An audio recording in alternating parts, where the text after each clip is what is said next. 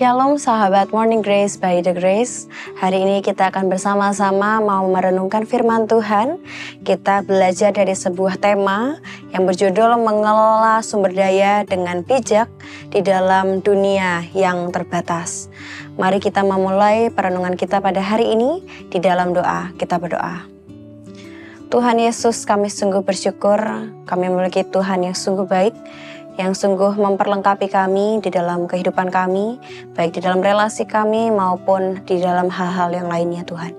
Dan kami percaya Tuhan bahwa Engkau memberikan itu semua bukan karena kebetulan, tetapi Tuhan memiliki maksud di balik itu semua.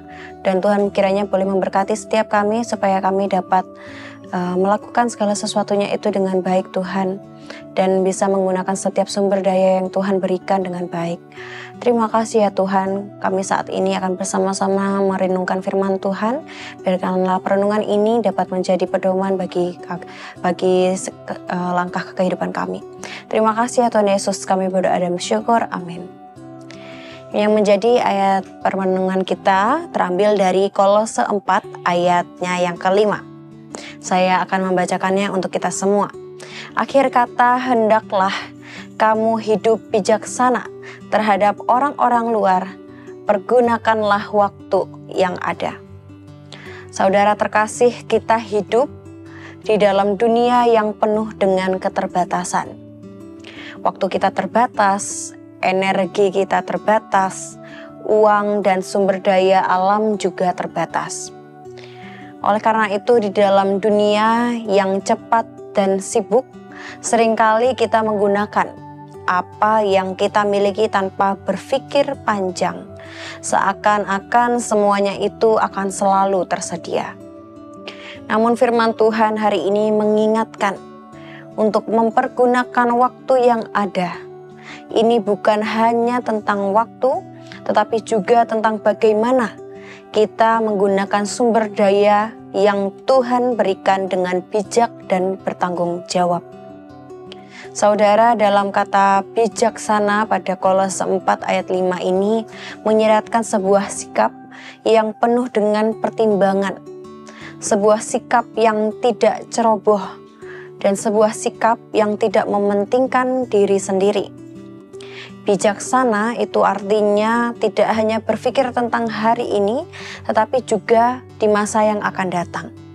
Tidak hanya berpikir untuk perorangan atau diri sendiri, tetapi juga untuk kebaikan banyak orang.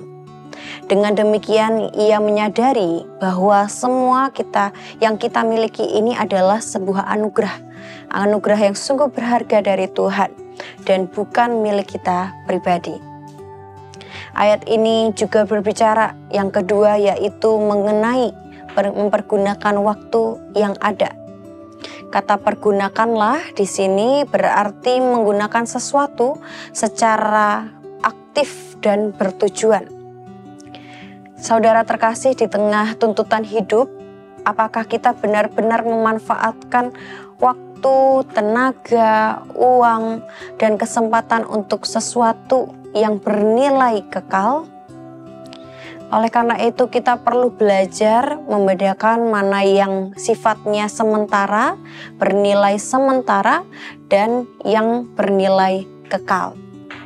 Yang bernilai kekal contohnya seperti relasi di dalam persahabatan, persaudaraan, dan keluarga, terlebih juga relasi kita dengan Tuhan. Sedangkan yang bersifat sementara itu seperti hal-hal materi, hiburan semata yang hanya bisa dinikmati dalam satu waktu. Dan yang ketiga, kita juga bisa belajar. Ayat ini juga berpesan bahwa dunia itu terbatas, tetapi Tuhan, kita punya Tuhan yang sungguh tidak terbatas. Walau dunia ini terbatas, kita percaya bahwa kita punya Allah yang tidak terbatas. Saat kita mengelola sumber daya dengan bijak, kita bekerja sama dengan Allah di dalam memelihara ciptaan-ciptaannya dan menjadi berkat bagi orang yang lain, atau justru juga untuk generasi yang terus berlanjut. Saudara terkasih, Tuhan sungguh memanggil kita bukan hanya untuk memiliki, bukan hanya untuk berkuasa, tetapi Tuhan juga memanggil kita untuk mengelola dengan bijak, dengan kasih, dan dengan tujuan yang kekal. Dunia itu boleh terbatas, tetapi hikmat Tuhan tidak terbatas bagi mereka yang meminta. Mari kita berdoa.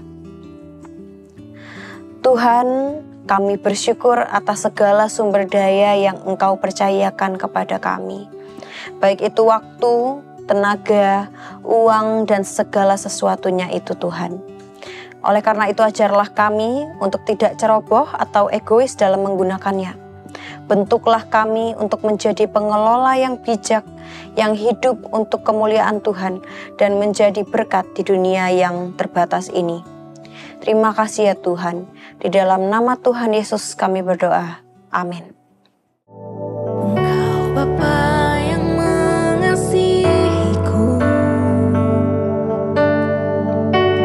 tak kau pandang bentuk dan rupaku. Engkau mengasihiku dengan sepenuh hati, tak pernah sama seperti dunia ini. Engkau Bapa yang mengajariku melewati badai langit biru.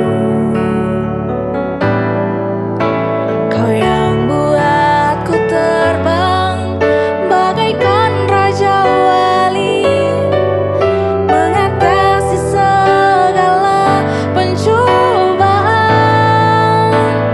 Kau Bapakku yang baik, mengerti bahasa tetesan air mata, tak kau biarkan ku berjalan sendirian, sebab kau Bapakku yang baik, kau sungguh baik.